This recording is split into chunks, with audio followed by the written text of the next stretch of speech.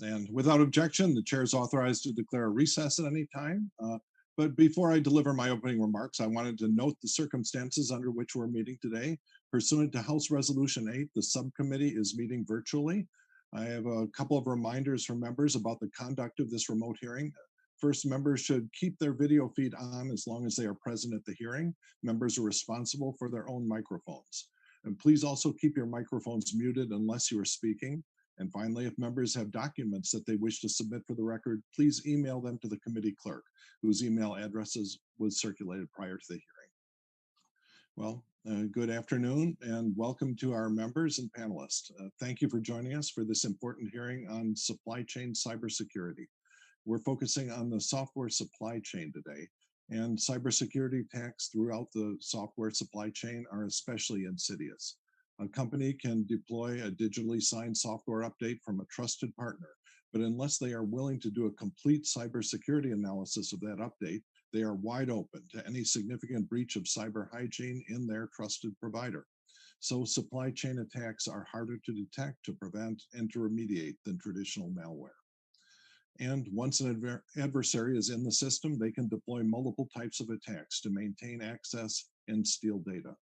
They might run amok on your system for a long time once they're in because the access came through a trusted partner and can be reinstalled.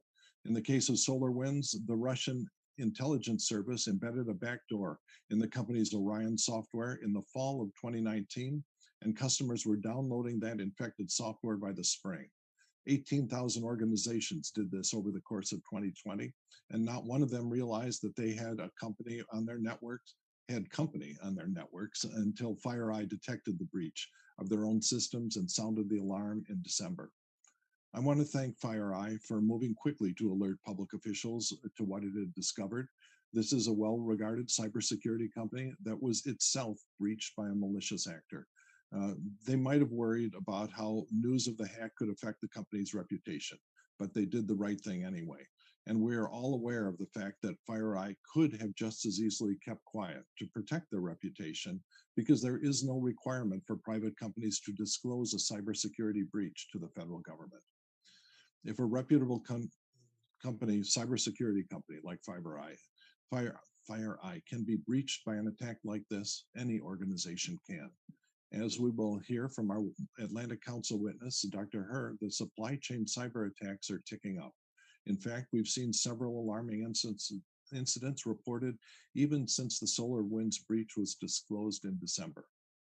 As a semi-separate item, I have concerns about whether the federal agencies are doing enough to enforce best practices to reduce their exposure to cyber risks, and whether they have systems in place to respond quickly enough to a significant breach. Last summer, Microsoft discovered a serious vulnerability called Zero Logon that made it possible for the hackers to impersonate any computer on the network, including the system designed to identify unauthenticated, trusted people on the network. And I have to say that when I read the technical description of that flaw, I found that its existence in such a crucial piece of software and the simplicity of the attack sort of breathtaking. This was very different than, say, the technical details of the Meltdown inspector flaws of a couple of years back, when I was frankly blown away by their sophistication and complexity. It's clear to me that we need some mechanism to put more eyes on such commonly used and critical software.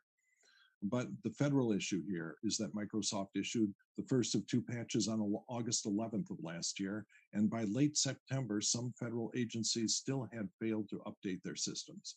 The DHS Cybersecurity Office CISA had to issue an emergency order to force agencies to patch or disable affected Windows servers.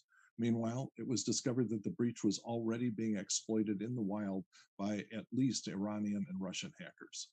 Malicious actors with a creative flair for exploiting technology are working every day to put Americans at risk, but engineers at NIST and other federal agencies are innovating too. President Biden has recently released an executive order on improving federal cybersecurity that calls on agencies to take bold actions to address the challenge of software supply chain security and other items. I look forward to hearing today about the likely effectiveness of this executive order and how the federal science apparatus can do more to help understand the threat and help private and public sectors mitigate that risk. And finally, As the only PhD physicist, though not the only PhD scientist on this committee and in Congress, and also an integrated circuit designer, I have to say how glad I am to be able to partner with Ranking Member Obernolte on this important matter. I believe he's the first and only member of Congress with an advanced degree in artificial intelligence, and I'll ask him to put his Caltech electrical engineering and information technology executive hats back on today to help us get nearer the heart of this matter. I thank him and his staff for their partnership, and I yield to him for an opening statement. Well, thank you very much, Chairman Foster, and thank you for holding this hearing on an extremely important topic. I found the GIO report on supply chain risk management from December to be truly alarming. And the thing that stood out to me about that report was the finding that of the organizations the GIO looked at, they identified core supply chain risk management best practices, and then went through 23 different agencies looking at how many of those best practices were being implemented. And this is what stood out to me. For over half of the organizations, none of the best practices were being implemented. So to me, that points to a failure of governance. And I think that we are at an important position here to build on the executive order and to call attention to this problem. And this hearing is a critical part of doing that. So for myself, what I'm hoping to get out of this hearing is the answer to three different questions, one of which is why isn't the guidance being followed? The second of which is how can the guidance be easier to implement? And the third of which is how does the guidance need to change to meet these emerging threats? And I think recent events have shown just how vulnerable our supply chain can be. I think as we conduct this hearing, we're going to find that our organizations fall into three different categories. We have organizations that are federal agencies. We have organizations that federal agencies contract with. And then we have organizations that are private industry organizations, but still have a significant impact on our supply chain. And I think that those organizations also need to be included in this discussion. The Colonial Pipeline incident of the last couple of weeks, I think, really graphically illustrates just how big those risks are. And in closing, I want to point out that if the outcome of this whole process is just another PDF or another spreadsheet, I think we will have failed, because that's not going to make the change that we need to make. I really think we're going to have to take a more proactive approach at highlighting what the vulnerabilities are and at helping organizations evaluate for themselves which of those best practices and guidance are being followed and which are not. And I'm hopeful that we can do that in a way that really doesn't resemble over-regulation, but is really government being helpful. So again, thank you very much, Chairman Foster, and I'm looking forward to hearing from our witnesses. I yield back. Thank you. And the chair will now recognize Ms. Stevens for an opening statement. Yeah, thank you so much, Congressman and Dr. Foster.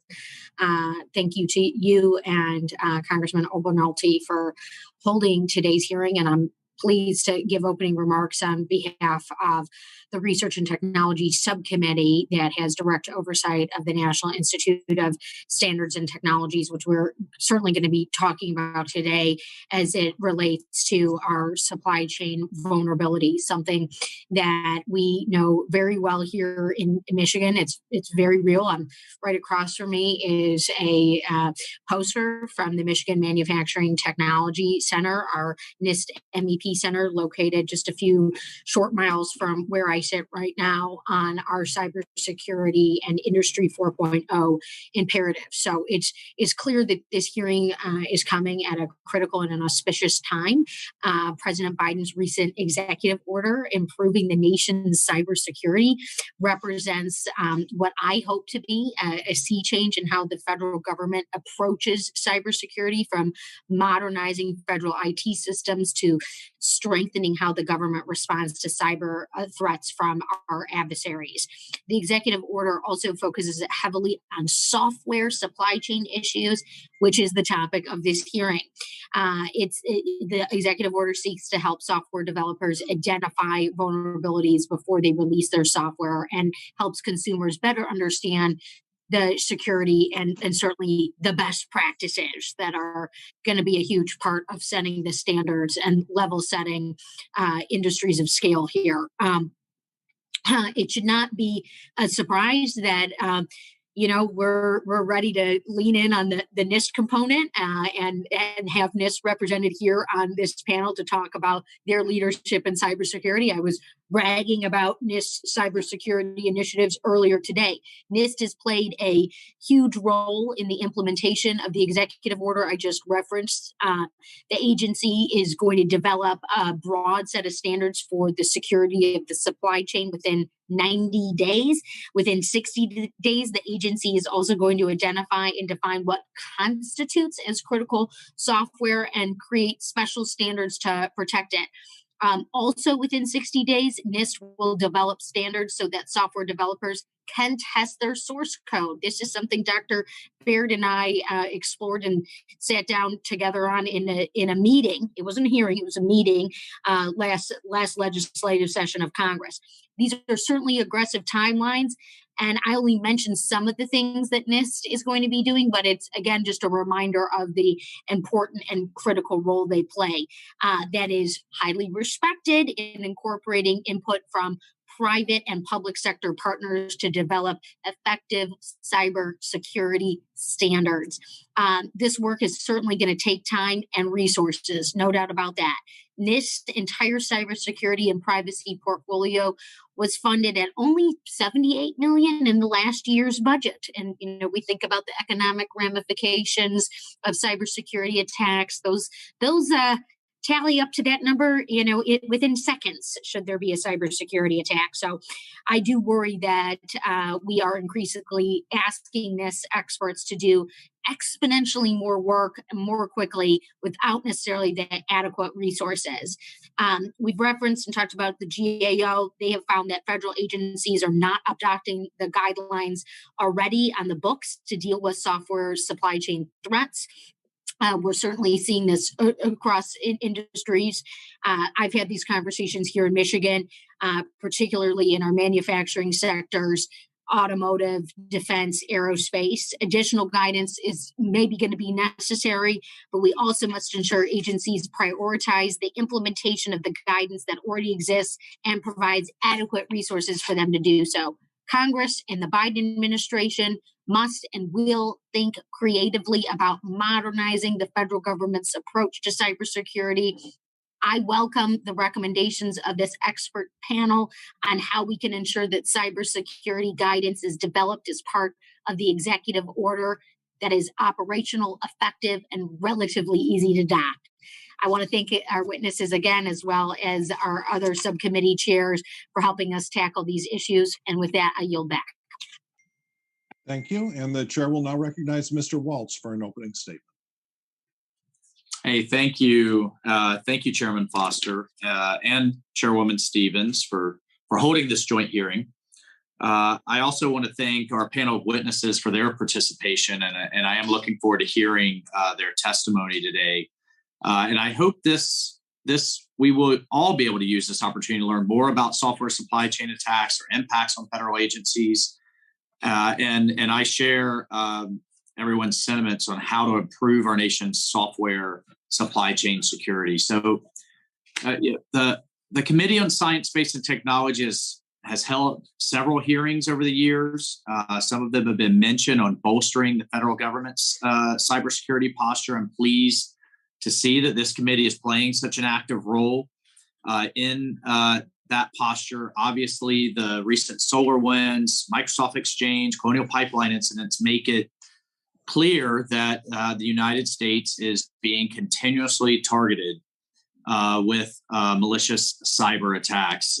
When I was in business, there was the saying, those that have been attacked and those that don't know they've been attacked by various criminal actors and nation states.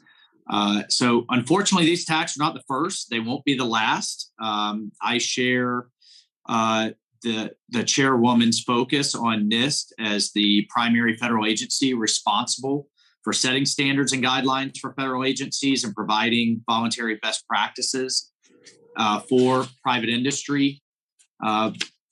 It's worth noting that in 2014, NIST published a voluntary risk-based cybersecurity framework with a set of industry standards and best practices to help organizations manage these risks. NIST also established guidance specifically related to supply chain security, including the cyber supply chain risk management, the SCRM framework, and the secure software development framework to help identify, assess, and mitigate these risks. On May of this year, as Chairwoman Stephen mentioned, the President issued his EO on improving the nation's cybersecurity and trust multiple federal agencies, including NIST, with strengthening the security of software supply chain. I think it's worth noting Section 4 of the EO directs the Secretary of Commerce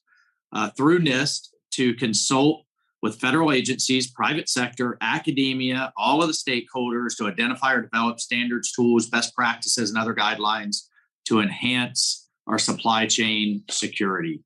And based on my experience, 25 years now in the National Guard, I would encourage NIST and would love to see them consult with the cyber talent within the Guard and the Reserve in executing Section 4 of the EO. The Guard and the Reserve really does retain elite cyber talent from Silicon Valley, the private sector, as well as the Pentagon, and truly can serve as a bridge between the private sector and federal government with their various authorities. I think the EO is a good starting point for addressing these vulnerabilities in our nation's software supply chain, but obviously we have a long way to go, a lot more work to do. As been mentioned, the recent GAO report it really is alarming in assessing that federal information and communication supply chain risk management practices, and the findings that none of the federal agencies reviewed had implemented the recommended practices. 60% of these agencies had not implemented any of the practices. None had fully implemented those practices. And as a result, GAO identifies the 145 recommendations for agencies to fully implement foundational practices in their approach to ICT SCRM. Moving forward, I do think we need to provide agencies with the resources and push them, frankly, to move more quickly to close the gap between these recommendations and implementations of foundational practices. Cyber frameworks are otherwise useless, frankly, unless proper funding and support are available to fully implement them. Additionally, the National Science Foundation's Cyber Corps Scholarship for Service program should receive consideration by the committee for enhancing the federal government's cybersecurity workforce. Time truly is of the essence here. It's imperative that we modernize these defenses and get ahead of our adversaries. We cannot afford to continue to allow foreign adversaries and criminals, often working together, witting and unwitting, to take advantages of our weaknesses in software supply chains. I think we've seen in recent days that the consequences truly can be catastrophic and detrimental to the economic and national security of the United States. Thank you, Mr. Chairman. I yield back. Thank you. And if there are any other members who wish to submit additional opening statements, your statements will be added to the record at this point. And at this time, I'd like to introduce our witnesses. Our first witness is Mr. Matthew Scholl. Mr. Scholl is the Chief of the Computer Security Division of the Information Technology Laboratory at NIST. His research program cultivates trust in information technology through standards and measurements, and by testing the interoperability, security, and reliability of cybersecurity systems. The guidance produced by his program is widely used by federal agencies and U.S. industry. He also co-leads NIST's participation with cybersecurity national and international standards development organizations. After Mr. Scholl is Dr. Trey Herr. Dr. Herr is the director of the Cyber Statecraft Initiative at the Atlantic Council. His team works on a range of cybersecurity issues, including cloud computing, the security of the internet, supply chain policy, and growing a more capable cybersecurity policy workforce. Previously, he was a senior security strategist at Microsoft working on cloud computing and supply chain security policy. Dr. Herr also served as a fellow at the Belfer Cybersecurity Project at Harvard's Kennedy School and a non-resident fellow with the Hoover Institution at Stanford University. Our third witness is Ms. Katie Masouras. Ms. Masouras is founder and CEO of the cybersecurity company Luda Security. She led the launch of the first bug bounty programs at both Microsoft and the Department of Defense, and has also helped start Microsoft's supply chain vulnerability program. She is a co-author of documentation on vulnerability disclosure and vulnerability handling processes for the International Organization for Standardization. Ms. Masouras is a visiting scholar with the MIT Sloan School, a Harvard Belfer affiliate, and advisor to the Center for Democracy and Technology. Our final witness is Mr. Vijay D'souza. Mr. D'souza is a director of the Information Technology and Cybersecurity at the GAO, where he leads a diverse set of evaluations on government cybersecurity and IT issues. His current work focuses on the SolarWinds breach, use of the NIST cybersecurity framework, and IT modernization efforts at USDA. Mr. D'souza also leads GAO's Center for Enhanced Cybersecurity, which provides advanced technical support for GAO's cybersecurity audits.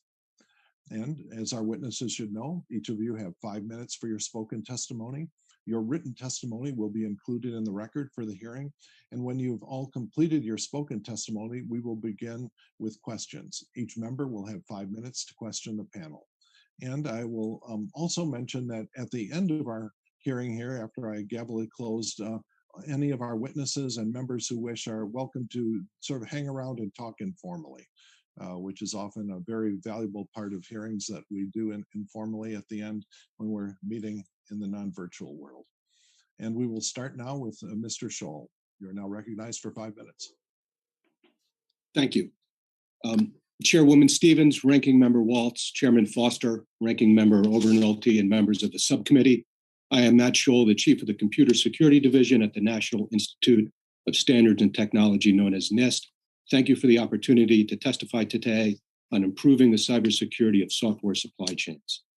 NIST has nearly a 50-year history working in cybersecurity. Most recently, threat activity has highlighted the IT supply chain as a major cybersecurity vulnerability.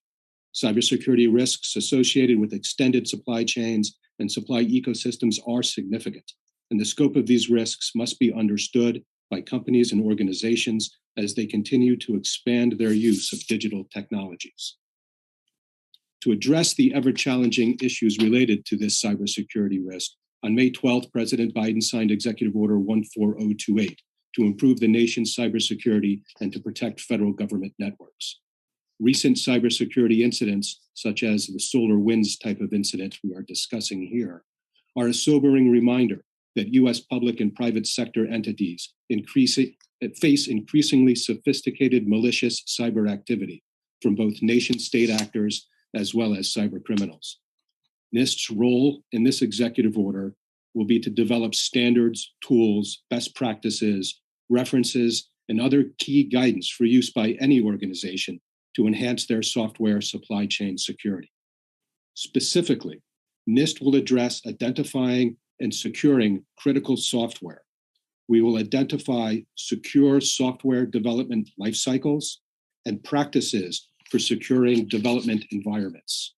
We will also identify security measures for the federal government in using critical software and requirements for testing software. In addition, NIST will initiate 2 pilot labeling programs to assist consumers in understanding the security properties in products that we all use. NIST will respond to these responsibilities in ways that are effective in reducing risks to our supply chain, while also continuing to facilitate the innovation and economic growth that a secure software ecosystem can provide. NIST's arsenal in the defense against cyber attacks is large and growing. NIST is responsible for developing reliable and practical standards, guidelines, tests, and metrics to help organizations with their cyber supply chain risk management. The public and private sector can use these NIST resources to create and conduct their cyber supply chain risk management programs. NIST also continues to work directly with federal agencies through practice guides, tools, models, best practices, fora, as well as membership on the Federal Acquisition Security Council. NIST provides a series of documentary guidance, data reference, tools, and testing as part of its program to specifically work on improving the efficiency, reliability, and security of software. Two specific examples of resources that NIST provides are the National Vulnerability Database and the National Software Reference Library. The National Vulnerability Database is a repository of all known and publicly reported IT vulnerabilities and is the authoritative source for standardized information on security vulnerabilities, which NIST updates daily. The National Software Reference Library creates unique digital signatures of software so that any organization can efficiently search for that software and determine if and where it might be deployed within its ecosystems. Another critical resource at NIST is the National Cybersecurity Center of Excellence. This collaborative hub is a place where industry organizations, government agencies, and academic institutions work together to address business' most pressing cybersecurity issues. We produce practical cybersecurity solutions that benefit large and small businesses and third-party service providers alike. In conclusion, NIST is proud of its role in establishing and improving cybersecurity solutions, as well as our longstanding and robust collaborations with our federal government partners, private sector collaborators, and international colleagues. NIST has continued to be committed to apply its expertise and help to solve the critical cybersecurity issues that face our nation now as well as in the future. I thank you for the opportunity to testify today, and I'll be pleased to answer any questions that you might have.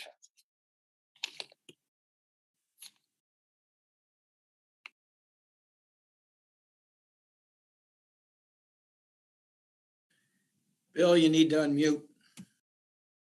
Who did that to me? Okay. Next is Dr. Herr.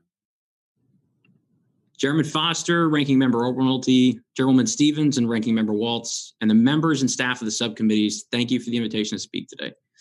My name is Trey Herr, and I run the Cyber Statecraft Initiative at the Atlantic Council, a nonpartisan think tank based here in DC. For the past 2 years, my team and I have been looking at the security of software supply chains and cataloging a range of attacks against them. We're here in no small part because of the revelations about the Sunburst and SolarWinds campaign. The scale of this event and its impact on the cybersecurity policies of a new administration have received widespread appreciation, and this attention is duly warranted. But even in the crisis of the past few months, there were remarkable echoes of the past decade. Software supply chain attacks are not new, and they're becoming more visible and more consequential by the day. Over the past 10 years, there have been more than 140 attacks or disclosures of vulnerabilities fit to be used in such an attack against software supply chains. Of these, at least 30 have been positively attributed to governments around the world. Within just a few months of the public discovery of the Sunburst SolarWinds campaign, cybersecurity vendors reported 3 different state-backed software supply chain attacks targeting governments and high-profile companies in South Korea, Mongolia, and Vietnam. Where the most recent crisis impacted hundreds of organizations and perhaps tens of thousands of users, software supply chain attacks have been used to target millions of users at once. Software has spread to every corner of the human experience. Our watches have internet connections. Combat aircraft come with more code than many operating systems, and embedded software controls the operation of everything from medical hardware to our brake pedals. With this software comes security flaws and a long chain of updates from vendors and developers. This ongoing relationship between those that build code and those who use it creates a need for trust. Trust that the update you're about to apply is genuine and benign. Software supply chain attacks take advantage of and break this trust. The responsibility for the insecurity of these software supply chains lies at home more than with foreign adversaries. I'm encouraged by the proposals contained in the President's recent executive order. We can demand more of our vendors and of ourselves while learning from the lessons of Sunburst and a decade of software supply chain attacks. In the final analysis, it would be a mistake to equate software supply chain attacks to a new weapon system and an opponent's arsenal. These attacks are a manifestation of opportunity, pursuing targets, compromising weaknesses in the tools and code we depend on and which we even take for granted. Trust in software supply chain security is not built, nor is it broken in isolation. There are opportunities for meaningful progress, and NIST can play an important role to better protect the code we have embedded in our daily lives, with appropriate investment and greater focus on cloud security, automatable guidance, and secure software deployment, not just development. I commend the committee for the time and effort taken to prepare today's hearing. Recent events show us it is an unambiguously important topic. With that, I look forward to your questions. Thank you. And next is Ms. Massoris. Thank you. Chairman Foster, Ranking Member Obernolte, Chairwoman Stevens, Ranking Member Waltz, and distinguished members of the subcommittees, thank you for inviting me to testify today about how to improve software supply chain security. My name is Katie Massoris. I'm the founder and CEO of Luta Security, a company that works with governments and complex organizations to create mature, robust, and sustainable vulnerability disclosure and bug bounty programs. We base these programs on the international standards, ISO 29147, vulnerability disclosure, ISO 30111, vulnerability handling processes, and our vulnerability coordination maturity model. I'm the co-author and co-editor of these international standards. With more than 20 years of professional technical and strategic experience in technology and information security as a penetration tester at Stake, followed by creating Microsoft Vulnerability Research, which handled supply chain vulnerability coordination, establishing Microsoft's first bug bounties and advising the US Department of Defense, resulting in the launch of Hack the Pentagon. Additionally, I served as co-chair of the NTIA Multi-Stakeholder Vulnerability Disclosure Working Group Subcommittee of Multi-Party Vulnerability Coordination. It is an honor to appear before these subcommittees to testify about the challenge that securing the software supply chain presents to our economy and to our national security. While supply chain attacks have become more prevalent in the headlines during the past few years, these types of attacks have been occurring regularly since the dawn of major operating systems, which are then used to compromise many downstream targets. This problem is not new, and believing that it is can impede meaningful conversations regarding potential solutions. One of the main reasons why these problems haven't yet been solved is that the cybersecurity industry itself is still in its infancy. While the United States and the world have grown exponentially faster in our dependence and complexity of increasingly interconnected technology. Even large organizations with many highly skilled technical workers struggle with getting the right resources in place to simultaneously respond to incidents and investigate and fix single vendor vulnerabilities, let alone supply chain vulnerabilities in both open and closed source software. In the global cybersecurity workforce shortage, estimated at over 3.1 million unfilled positions worldwide, over 500,000 of those unfilled cyber roles are in the United States. The United States participates in the software supply chain in many complex roles, as do our international partners and our adversaries. There are multiple ways that supply chain attacks can occur, and not all efforts to combat these various attacks result in the same return on investment. In our ongoing national effort to build up our cyber resilience, we must evaluate the efforts put forth with desired outcomes in mind to yield measurable increased security of the supply chain now. To address the complexity in software supply chain security, my testimony today outlines the problem space and offers proposed solutions and actions to measurably increase the cyber resilience of the United States and our international partners. I believe that following the recommendations, building upon some of the most important work and best practices in the public and private sector will increase our national security. Number one, providing CISA with the authorities and resources to oversee cyber readiness for the civilian federal government and as a resource to support privately owned critical infrastructure. Number two, amending FISMA to require an annual comprehensive federal maturity assessment and gap analysis that will identify critical gaps in people, process, and technology. Number three, conducting a CISA-led system dynamics assessment of ROI for each proposed new requirement in the Cybersecurity Executive Order to determine the priority of each based on the investments required to make a dent in the problem. And four, raising federal pay scales, especially in cybersecurity, to better compete with the private sector and investing in cybersecurity recruitment and training for existing and aspiring workers. In the early stages of building our cyber resilience, organizations focus first on incident response, which has been echoed in the Cybersecurity Executive Order's breach notification requirements, as well as CISA's request for more endpoint detection budget. Investing in better breach response is important, but the ROI for investment in breach prevention is higher, yet lacks the urgency to drive near-term action. While new requirements like SBOMs may make supply chain vulnerabilities faster to respond to in theory, producing or consuming an SBOM would have had no effect in stopping or detecting either the SolarWinds nor the CodeCov supply chain attacks. There are no tools that can produce this enriched vulnerability data that includes vetting actual exploitability at scale, forcing continued reliance on skilled cybersecurity workers to make that final determination of imminent risk and act upon it. In conclusion, I appreciate this committee's and CISA's leadership on cybersecurity and supply chain issues. The federal government must direct what resources we have while also growing our capacity at scale. As part of expanding CISA's role and resources, CISA should apply a system dynamics approach that models the effects of changing variables in a complex system, focused on a targeted approach to enhance security outcomes. Thank you for this opportunity to testify before the committee today on this critical issue. I look forward to answering any questions you may have for me. Thank you. And next is Mr. D'Souza.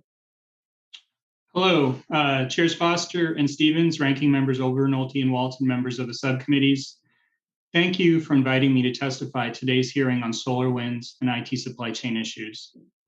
My testimony is based on GEO's ongoing look at the SolarWinds cybersecurity incident and GEO's December 2020 report on IT supply chain risk management at federal agencies. The SolarWinds cybersecurity incident was arguably one of the most severe and sophisticated cyber attacks on the federal government, but much remains unknown publicly about the full impact. The attackers, now known to be affiliated with the Russian Foreign Intelligence Service, were able to take advantage of weaknesses in the SolarWinds company's security practices to insert malicious content and updates that SolarWinds supplied to its customers, including federal agencies. Thus, the attackers were able to take advantage of what we generally consider good cybersecurity practice, patching and updating your software regularly. The government has taken a number of steps in response to SolarWinds. Beginning in December 2020, DHS's CISA issued an emergency directive and later several additional tools and pieces of guidance on how federal agencies and other organizations should respond to the attack. The most recent guidance was actually just issued a few days ago, and more remains to be done. A unified coordination group, including CISA, the FBI, NSA, and ODNI, was also created to coordinate the government's intelligence gathering and response activities. This group was recently disbanded and has shifted its focus to identifying lessons learned from the incident. GEO currently has work underway compiling what is known about the impact of SolarWinds on the federal government and what lessons have been learned. We recently issued a blog post on this issue and plan to issue a public report later this year. Although SolarWinds was both an unpleasant and unprecedented discovery, unfortunately, we can't be surprised that something like this occurred. In December 2020, just as the attack was announced by CISA, GEO released a public version of our report looking at how well federal agencies were keeping an eye on their IT supply chains. The bottom line, most agencies were not following even foundational practices in this area. We identified 7 practices that should be followed agency-wide.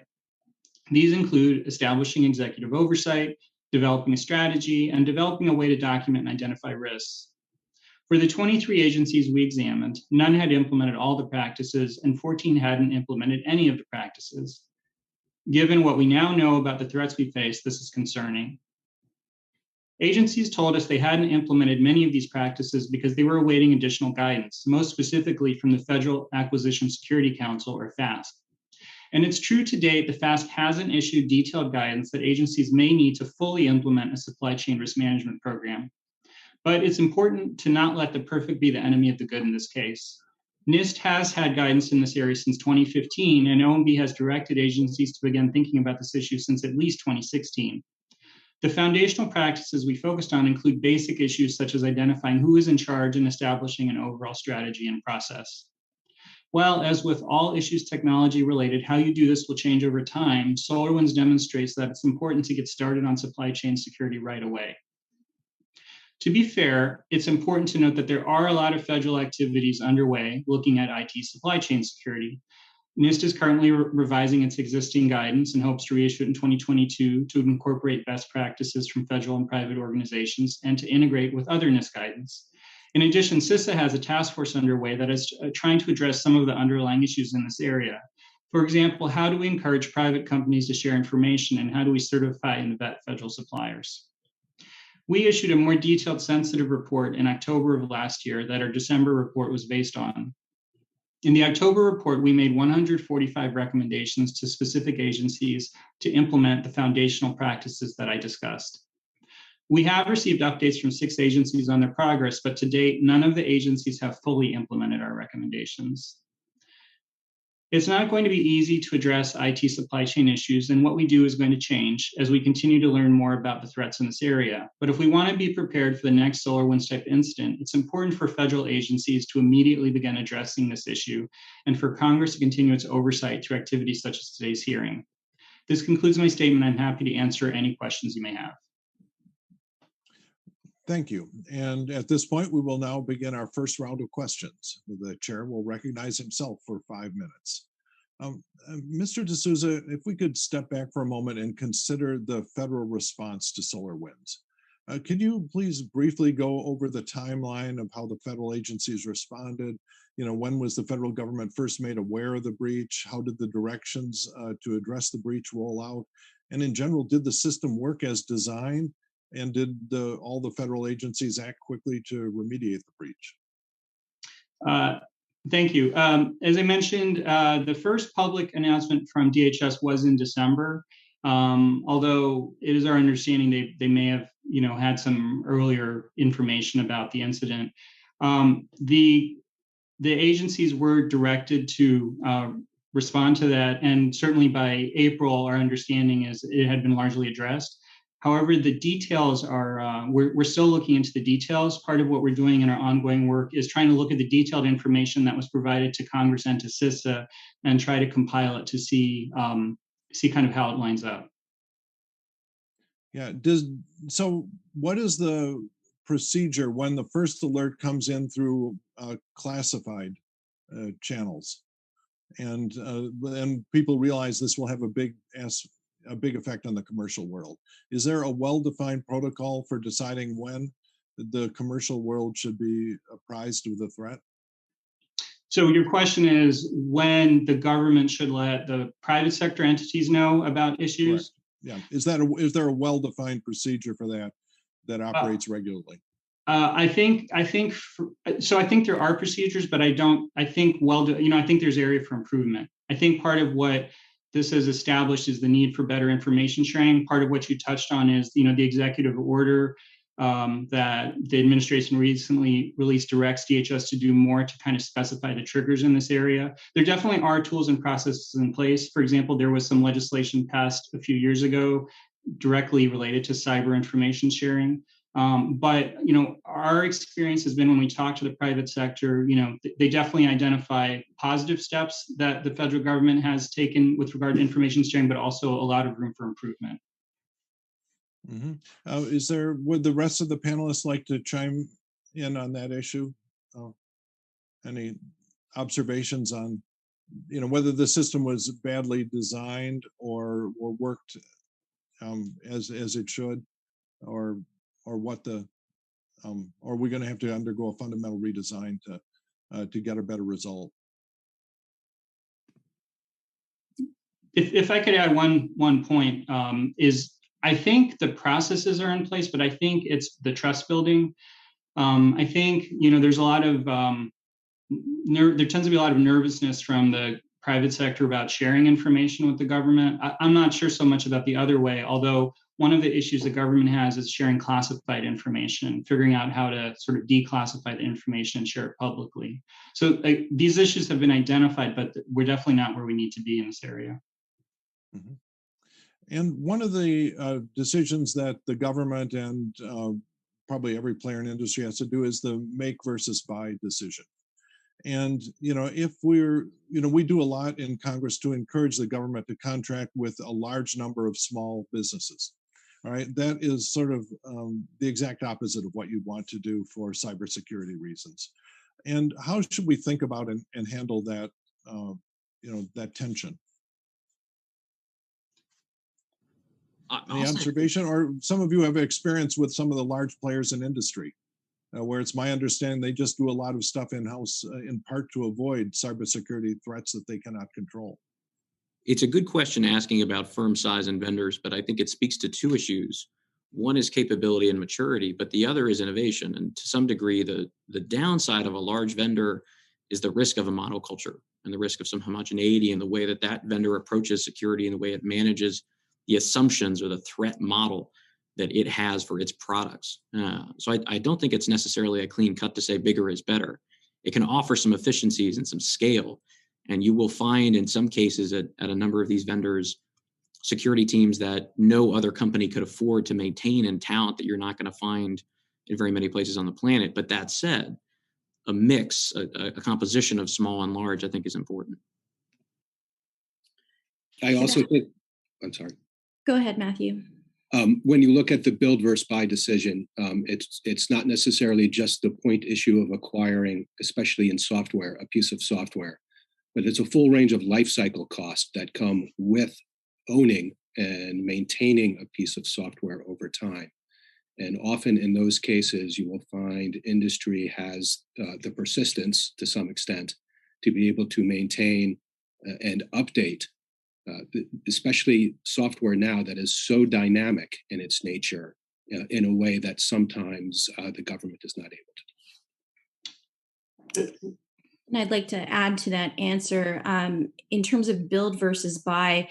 In some cases, we have to participate according to technical specifications. So even if we were to build technology ourselves, there still may be vulnerabilities inherent in the technical specification. That is one of the reasons why the United States, its partners, and also the adversaries that we have in cyberspace participate in international standard setting and specification setting. But there are going to be implementation issues if an underlying technical specification contains vulnerabilities. That is one of the common scenarios that requires multi-party vulnerability coordination across the supply chain. Thank you. And I'll now recognize the ranking member, Mr. Obernolte, for 5 minutes of questions. Thank you, Mr. Chairman, and thank you to our panelists. It's been a fascinating hearing. My first question is for Mr. Scholl at NIST. So one of the things that stood out to me from reading the GIO report was that when these organizations that had not implemented the best practices, when questioned about why they had not implemented them, the number one answer was a lack of federal guidance, which I think is probably got to be a source of frustration for you. Hopefully the executive order will help with that because it directs NIST to either identify existing standards and best practices or develop new standards and best practices to combat this problem. Do you have a preliminary feel for which of those two options NIST is going to take? Are there existing standards that you'll be able to identify, or are you going to have to write your own? Yeah, thank you for the question, and it's an excellent question. We too are encouraged by the executive order and its ability to shine a focus on this issue, not just for the federal agencies, but for NIST and our work as well. Our preliminary look at fulfilling the requirements within the executive order will be to identify existing guidance or even specifics within existing guidance that we can call out and consolidate for use by the agencies. So first and foremost, we want to identify and cite work that exists rather than creates new work.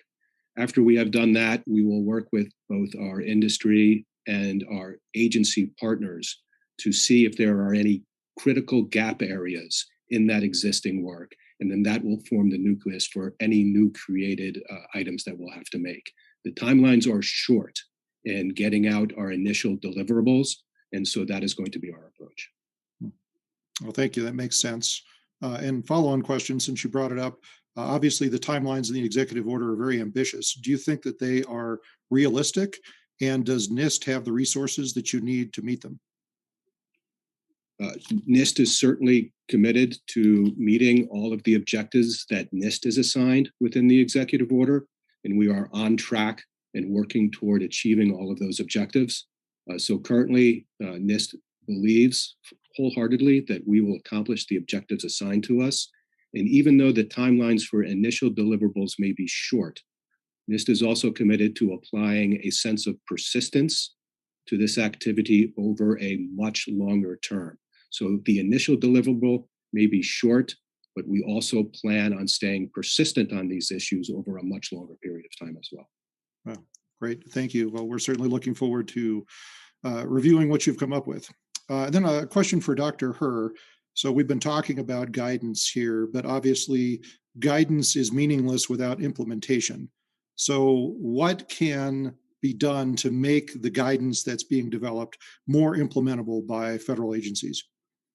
It's a great question, sir. I think part of the challenge that we've seen is that much of the standards process for software development, for security, for deployment is still rooted in PDFs and spreadsheets, I think, as you mentioned in your opening statement. And it presents an implementation challenge for any developer to then take that, interpret it, and try to write it into their own tools and build their own organic processes and policies.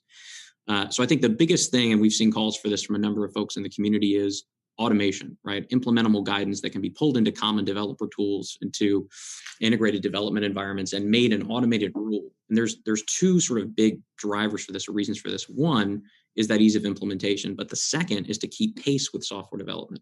So not just developers of varying levels of maturity and scale. Not everybody is a large software vendor. Many of these security concerns are coming from open source projects, small, not well-resourced academic outfits, places where we want to see good security practice, but we're not necessarily going to expect $1 million full-time security team. But the second is to keep pace with software development, where we may see 5, 10, 15 versions of a single product in one day. And so there is no process, no PDF-based audit framework that is going to allow someone to come along behind and check every box for every one of those versions.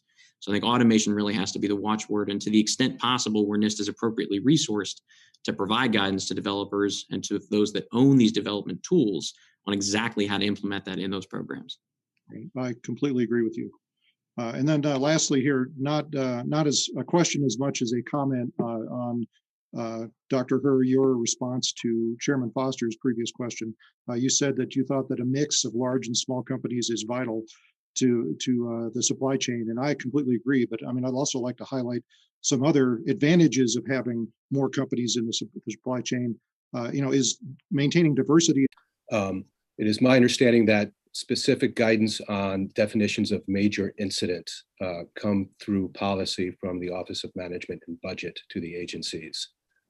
This is further clarified and specified by CISA, whereupon an agency then identifies an issue, first then categorize it as reportable or not reportable under that OMB policy guidance, and then initially conducts the first reports back to CISA and OMB. This is my understanding. Often, first analysis and initial forensics of an issue may be incomplete or inaccurate. So I believe agencies are encouraged to err to the side of reporting, just to be safe. But that lack of sometimes initial information does make the clarity of reportable versus non-reportable incident difficult, at least upon initial report.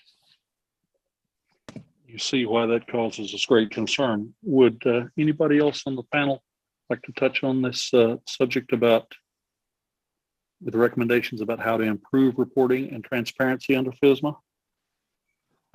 Sure, if I could. A major incident is basically an incident that's likely to result in demonstrable harm to the U.S. interests. So, I mean, I think just from instinct, SolarWinds would meet that criteria, but we do know that several agencies looking at the same criteria came up with different determinations. So I think part of what we're doing in our work, for example, is to compare the decision making by the different agencies.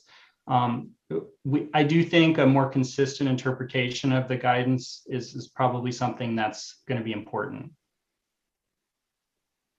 I would also like to add that some of the resources internally to investigate some of these issues are the same resources that have to, implement security best practices, as well as performing these investigations, as well as investigating potential vulnerability reports that ideally have not been exploited yet. We have an overstretch of internal cybersecurity resources across the private sector as well with those unfilled job roles. The problem is exacerbated across the federal government.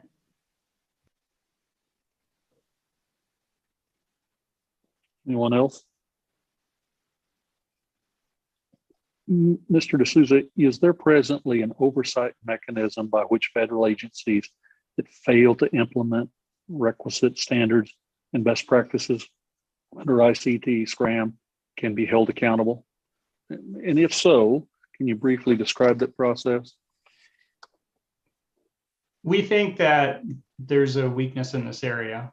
There are a number of processes that federal agencies have to follow for oversight generally in IT security. There's the annual FISMA reporting. DHS has authority in this area as well through its binding operational directives.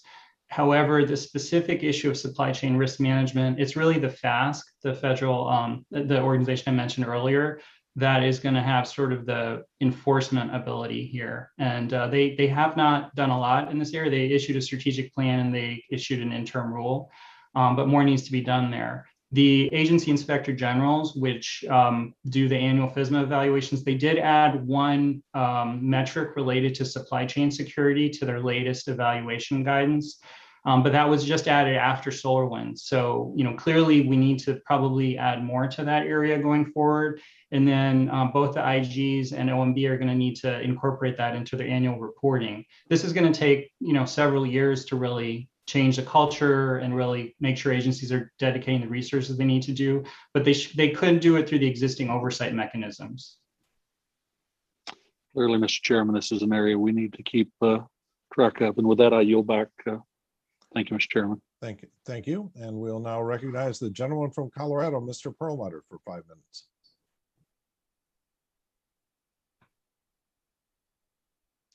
Mr. Perlmutter, you're being recognized for 5 minutes of questions. And you must unmute.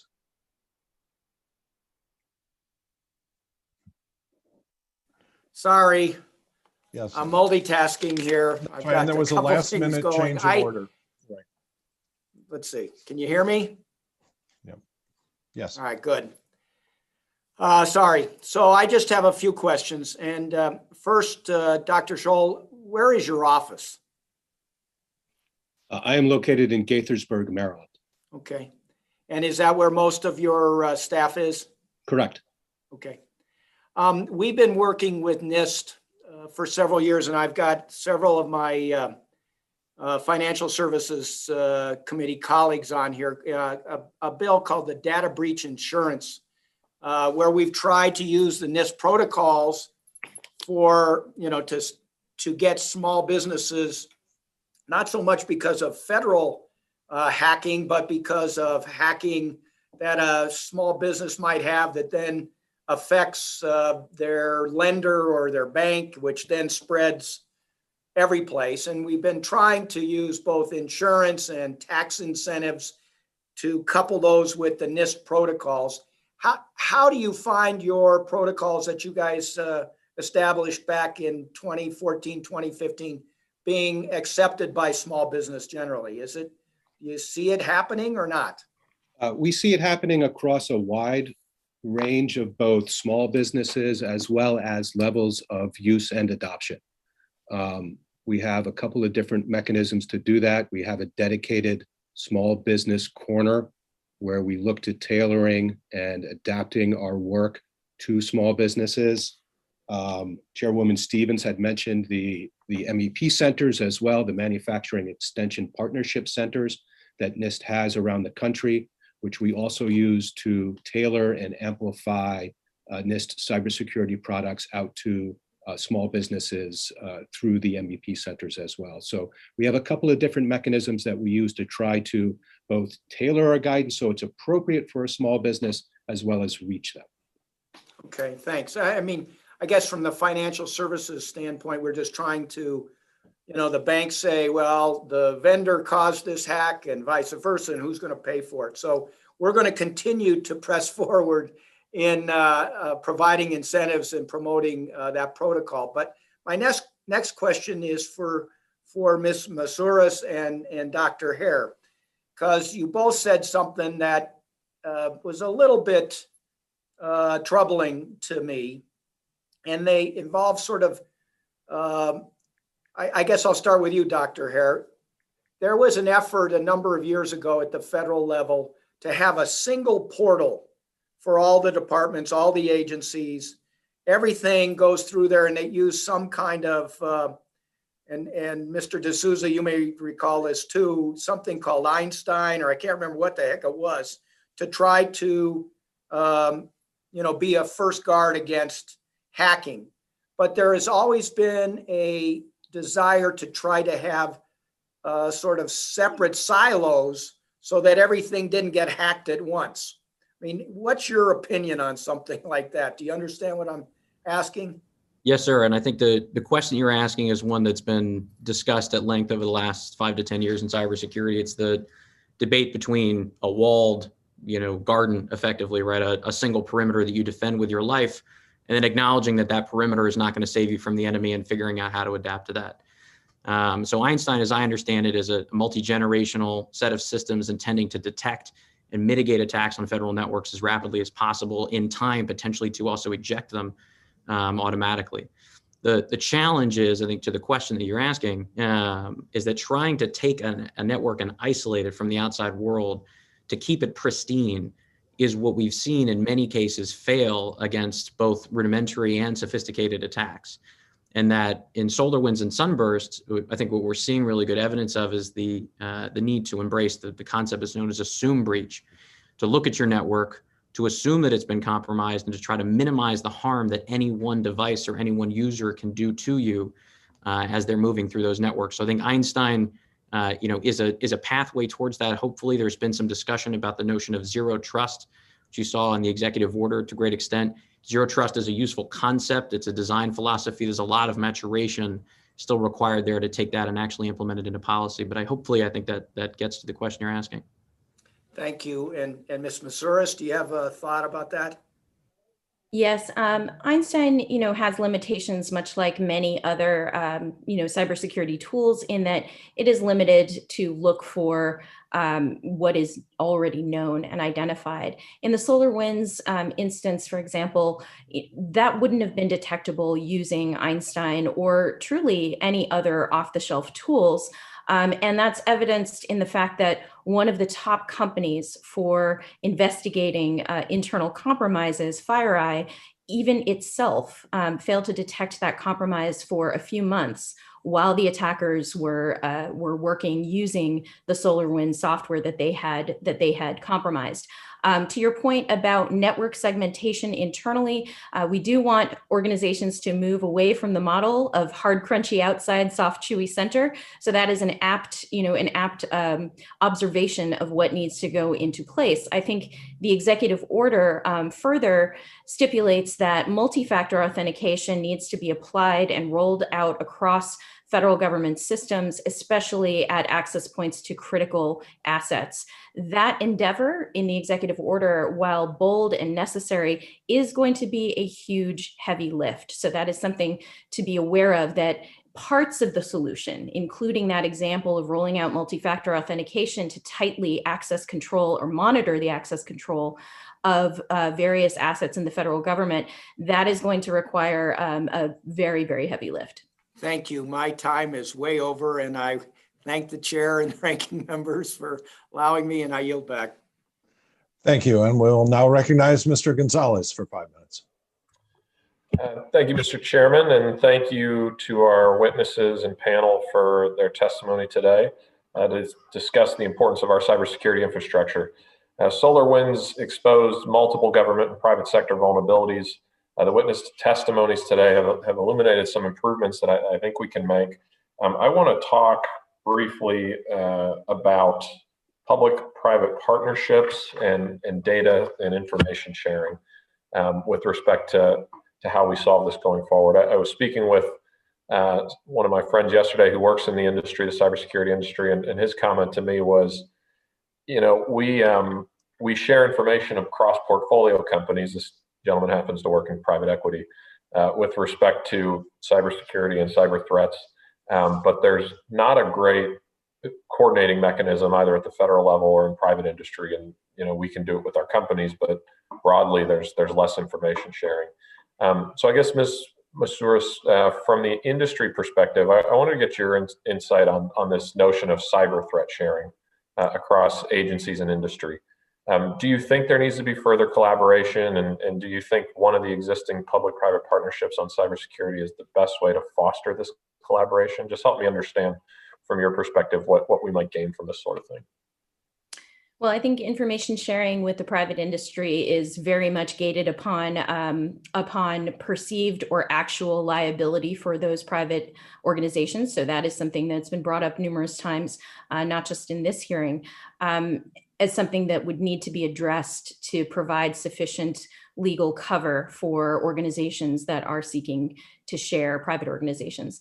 I do think that, you know, some of our issues here are information sharing when there has been a breach versus before the breach, which is the vulnerability coordination type of information sharing. So when you are coordinating a vulnerability that affects a supply chain, ideally you're doing so ahead of a breach. So that is a different kind of information sharing that poses its own risks in terms of, you know, investigations in progress up and down the supply chain, remediation plans in progress and being coordinated up and down the supply chain. The risks to that information sharing being accessed by an attacker is something that is of concern, especially with some of the executive order breach notification requirements that are in place, because some of the deadlines would be occurring sort of mid-investigation of a potential vulnerability that could lead to a supply chain attack or a breach. Does that sort of answer your questions? Yeah, it does. How would you recommend we mitigate that risk? If at all? I mean, what ideas do you have on that? Well, you know, some of this has to be built out in terms of capability. It is why I'm recommending maturity assessments for capabilities, not just in regular cybersecurity practices, but also in the specialized internal practices that are required for multi-party vulnerability coordination. Microsoft itself, with its significant investment in cybersecurity, has only been tackling this problem head on of supply chain vulnerability coordination with other entities since about 2008, when I created Microsoft Vulnerability Research to help coordinate Dan Kaminsky's DNS vulnerability. Was one of the first issues that we coordinated industry-wide and including our government partners. Thank you. And then in your testimony, you mentioned some improvements that can be made to the software bill of materials. Can you elaborate on some of the concerns with creating machine-readable inventory that is uniform? I have no issues with creating machine readable inventory that is uniform. The concerns that I have around implementing SBOM is that, one, you know, it may yield dividends to us in terms of speeding up vulnerability coordination across the supply chain in time. However, that working group has been at it for about 3 years, has not come up with a standard definition of what a minimum SBOM would entail, and that is part of NIST's big heavy lift to do as part of this executive order is defining what a minimum SBOM would be. An ingredient list alone does not give you actionable information, nor does a mapping to which CVEs, which vulnerabilities apply to those ingredients. You actually need additional technical information, including the exploitability of a particular sub-vulnerability that may be included in a product package. So those are a summary of my concerns in that area. Well, thank you, Mr. Chairman, and I yield back. Thank you. And we'll now recognize Mr. Byer for 5 minutes. Dr. Foster, thank you very, very much. This is really fascinating. I'm very grateful. Mr. D'Souza, how do you live with the frustration? Let me just point out that 5 months ago, GAO recommended 23 agencies adopt these 7 procedures. That's 7 times 23, that's 161 opportunities to succeed. 16 of them did it. So you get a 10% completion ratio. As I read it, 14 did nothing. They complained about lack of guidance, and yet there was SCRM guidance from NIST in 2015, from OMB in 2016. You put out 145 recommendations in October 2020. As somebody who was never late with a paper or unprepared for a test, even if I didn't do well in the test, how do you, is there any consequence for our public leaders who just don't do their job? I think as I was commenting earlier, I think enhanced reporting and oversight here is really going to be key to making changes. Agencies always face, more things to do than they have time for. So they have to make a decision about what are they going to devote the most time to. If the status of their supply chain security programs is routinely reported on and measured by Congress and measured by OMB, and there's more transparency around these issues, I think that they will make progress in these areas. I think that's basically the thing that has to happen. This slides right into a question for Ms. Masouras. Luda Security, you had 4 very good suggestions, but the last was that federal pay scales across the board, especially in cybersecurity, have to be able to compete with the private sector. I represent Northern Virginia, where every contractor I talk to, every business I talk to says they can't find the sophisticated people that they need. How are we, do you see any plausible political way of paying federal employees enough money to compete with the private sector?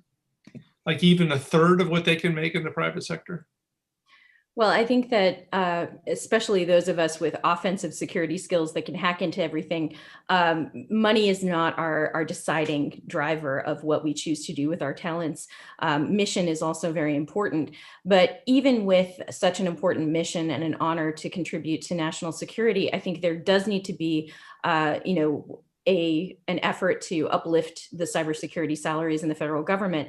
But another part of that suggestion number 4 in my testimony was actually hiring and training either existing employees in the federal government who desire to move into cybersecurity, but also providing a better national pipeline for hiring talent. Most of the cybersecurity job openings that you see are for senior and very experienced people. We do not have a great pipeline for entry-level cybersecurity positions, which may help with some of the talent shortage and some of the budgetary concerns. And it sounds like the talent shortage and the budgetary concerns feedback into what Mr. D'Souza has to work with. When if you have people that don't have enough time, they're overwhelmed by the challenges that they have and may not have the training either. As long as we're talking consequence, maybe Ms. Masouras, one more thought. When any of these supply chains things happen, or when they shut down Colonial Pipeline and we see the consequence ripple through the economy and, with not much imagination, ripple through the fatality rates. It hits hospitals, it hits pharmacies.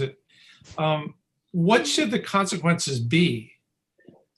And I'm reminded of in the Old West, when you stole a horse, you got hung because it was life or death in that situation. It's life or death for so many people right now. And yet you never hear about anybody going to jail for violating cybersecurity. What you typically hear is they get hired. Was there a question in there for me? I guess I'm asking you to lay out the criminal penalties for hacking. So, the Colonial Pipeline issue, as you are aware, sir, was orchestrated by non-Americans. They were a Russian cybercrime group. So I do think that, some additional pressure from this administration on not harboring cybercrime groups or turning a blind eye towards their activities internationally will go a long way. But in terms of domestic cybercrime, or domestic origin cybercrime, I do think that there's a lot of opportunity for reform in existing cybersecurity anti-hacking laws. There's been a lot of ambiguity and a chilling effect on good cybersecurity researchers who happen to be able to perform very bad activities against critical infrastructure. And only recently have vulnerability disclosure programs been in place in the federal government level, but certainly hasn't trickled down to all of critical infrastructure in terms of allowing the public to notify if they see something, say something in cybersecurity. So I do think that we need to take a look at ways to redirect young talent in cybersecurity domestically, especially if they got into a little bit of trouble when they were young. I do think that that is a potential huge source of cybersecurity talent eventually. Thank you.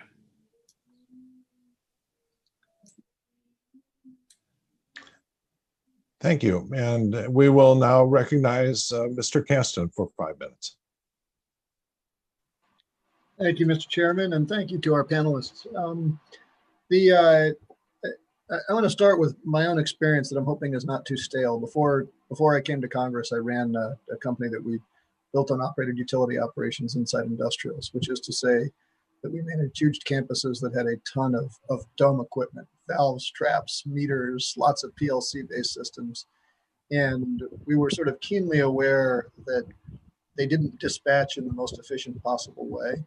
But when we tried to bring in an overarching system control to manage it, we never got comfortable that we could maintain, I think, as you described, Ms. Masouras, that hard, crunchy exterior. But we knew we had the creamy interior if we let them in. And to take it maybe in less metaphorical language, we couldn't find the software to solve the problem. And so we're then backing up to saying, well, can we implement the processes that would allow this? And as a mid-sized company, we just couldn't get comfortable that we could have the human resources, the process around to manage it. And so my first question for you, Ms. Masouras, is there's a whole set of these solutions that are technical in nature, software patches, standards, what have you. There's a whole other set of solutions that are process in nature. When you are advising companies in the private sector, is there a single answer to that, or for a given problem, or does it depend on the size of the organization? It depends on a number of factors. That's why we conduct maturity assessments, because an organization can be at a different maturity level for different areas of cybersecurity at a given time. Usually cybersecurity efforts are somewhere between the basement of compliance and the ceiling of whatever, best practice trends were successfully marketed to the CISO of that organization. Whether or not those practices in between are effective at securing an organization, it depends. And I've seen very large organizations struggle with maturity in vulnerability disclosure and coordination, for example, even when they are doing well in other areas of cybersecurity. So there are specializations, and maturity changes over time. A recent study said that there were no magic bullets, no definitive correlations between certain best practices in cybersecurity and security outcomes. Okay, so my district is a lot of small suburban towns. And I've recently been getting the question from a lot of the, small municipal water utilities who are saying that they're grappling with this issue. They've got, diverse assets and are starting to get concerned that they're not going to be able to get the cyber insurance they need to protect their assets because there's no credible way that they can provide that scope of maturity that you described.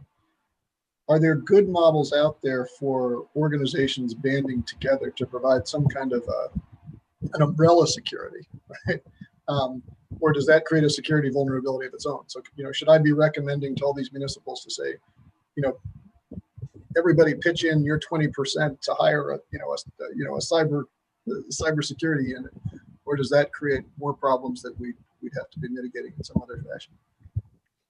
Well, there may be some problems with having enough resources if you are relying on a single or very few shared resources in terms of a shared cybersecurity team across some different organizations. But you also run into a sort of a single point of failure if that centralized security team is compromised in and of itself. And certainly all major organizations have been compromised at one point or another.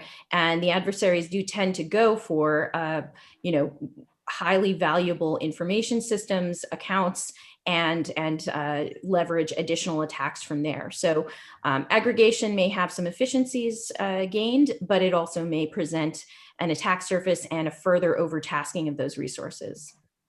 Well, you've maybe perfectly teed up my final question for Dr. Herr, which is I'm going to confess wildly outside of the jurisdiction of this committee. My roommate in college senior year, his dad was a New York City beat cop for a long time. And he joked with me at one point that he had no idea why criminals ever committed anything but white collar crime, because the risk reward for white collar crime was so much better than everything else. And And I share that story because if our enemies wanted to attack and take Rhode Island from us, there are a whole lot of rules around kinetic warfare. But if they wanted to steal all the data from JP Morgan, it's probably a lot more valuable and there's a lot fewer rules.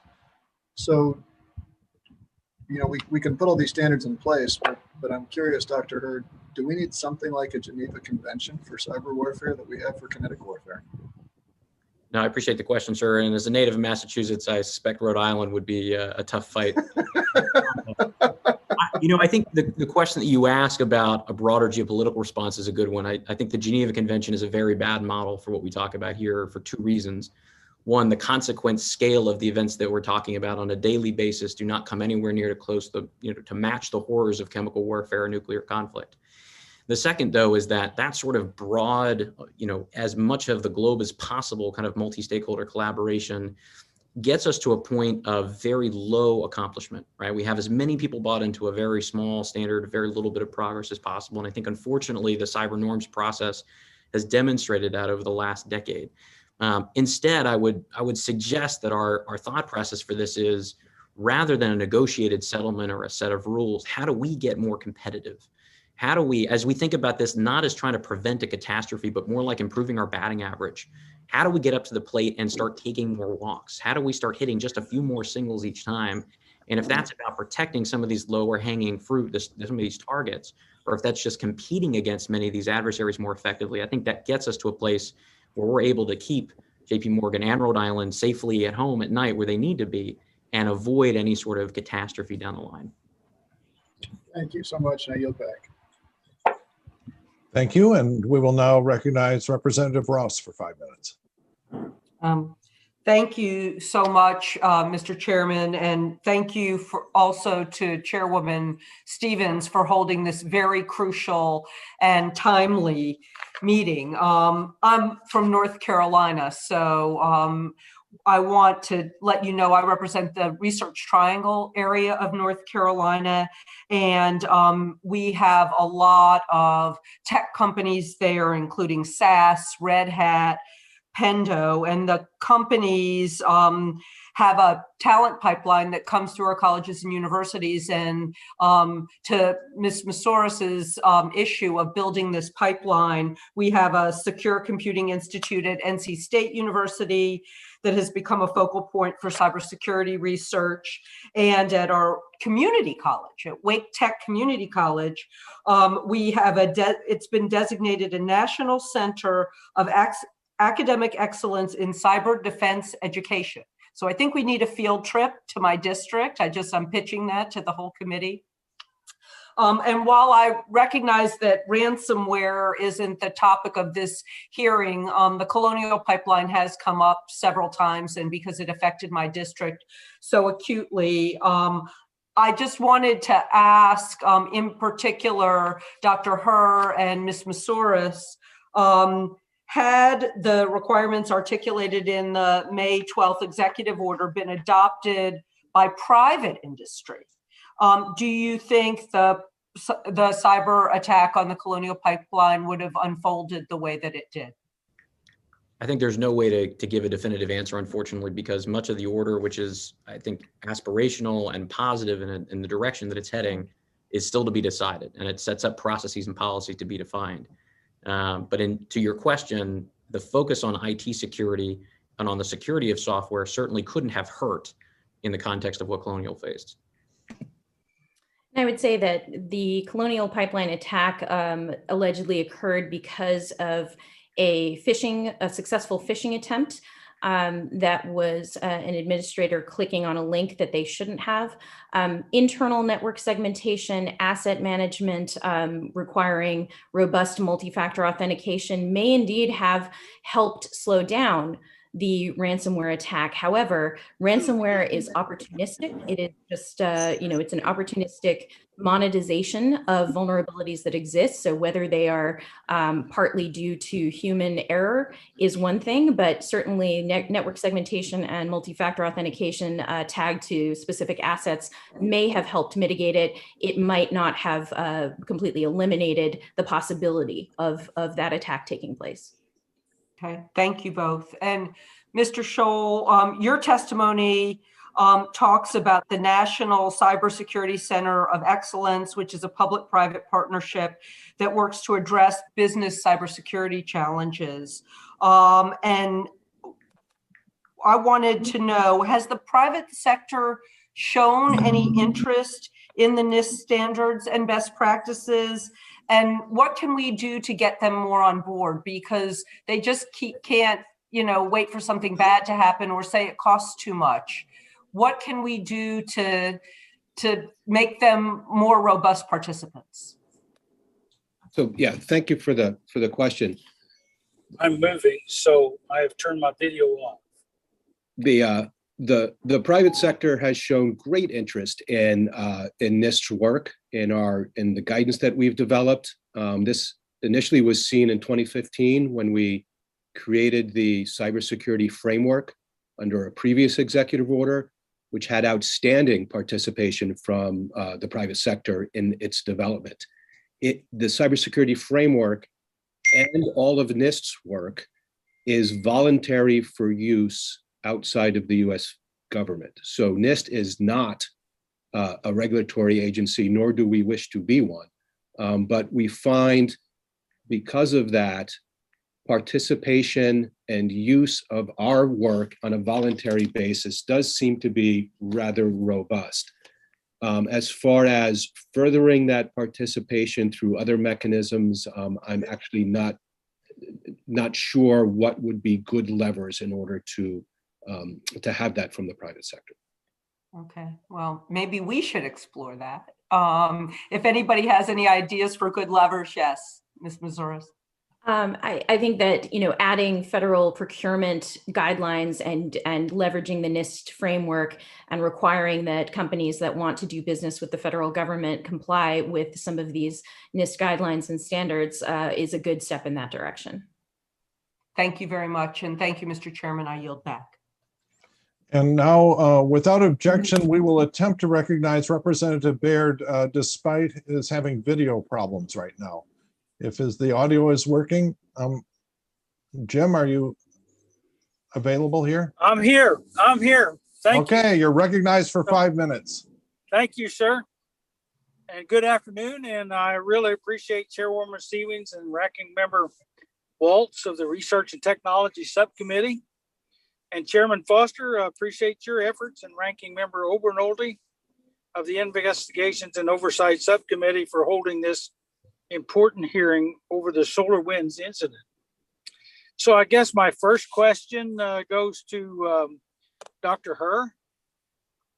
In your testimony, you point out that since 2010, there have been at least 30 different state-backed software supply chain attacks on the United States from states including Russia, China, North Korea, Iran, as well as others.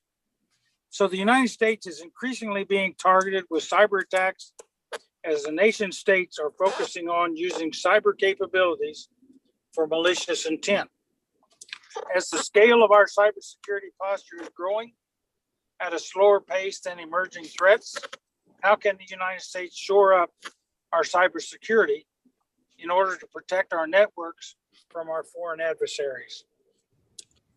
Yes, sir. And I would point out only that those 30 attacks impacted a variety of countries, although the U.S. was certainly a leading part of that whole. I think there's a whole host of answers, and we could hold a number of hearings on the topic, but I'll give you two. The first is better combining the activities of our offensively focused organizations with those focused on defense. That part of the challenge that we face is where defense is rooted entirely in audits and compliance, it lacks the focus on where adversaries are attempting to push their own tactics and their techniques and their technologies.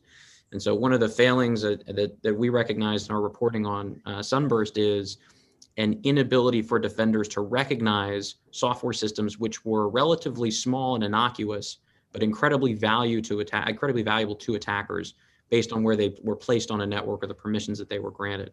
And so I think informing defenders with what offensive agencies see on a more regular basis and trying to push that offensive mindset as defenders are choosing where to invest and prioritize, I think is important. But the second, and it's been mentioned a number of times today, is that as we seek to improve our defensive posture, we have to push to automate as many of these activities as possible. There's a really good piece of work that's been done. I think the term was coined by Wendy Nather of Cisco in 2011, the notion of the cyber poverty line. The majority of the organizations operating the technology that we care about, the potential targets of the next decade, don't have the resources or the internal maturity to operate at a high level of sophistication, to make many of their own choices and judgments. They have the ability to plug things in and hope for the best. And so what they plug in and how they monitor it has to be as capable as possible out of the box and supported from as many directions as possible. So I would come back and suggest to you that while we do have reasonable threats in these high consequence attacks and have a lot of conversation to be had about what the US is doing with allies and outside of its borders, that at home, a key part of our focus should be trying to resource and support with technology that's as usable as possible those folks that are most likely to be the target of these events. Thank you. Dr. Foster, do I have any time left? I've got one more question. You have 1 minute and 45 seconds. And there we go. 1 minute, 20 45 seconds after that. Okay. So I have a joint question for Dr. Herr and Ms. Masaris. And that is, in the months since the SolarWinds incident, it's become clear just how sophisticated this hack was. And with some estimating, the operation involved over 1,000 engineers. And states like Russia and China have they can deploy the manpower to carry out an operation like this. So what actions need to be taken to ensure that the United States is capable of defending our networks at this scale? Dr. Herr, you want to start? Sure, I'll say only that 1,000 engineers number has come under significant and I think fairly accurate criticism.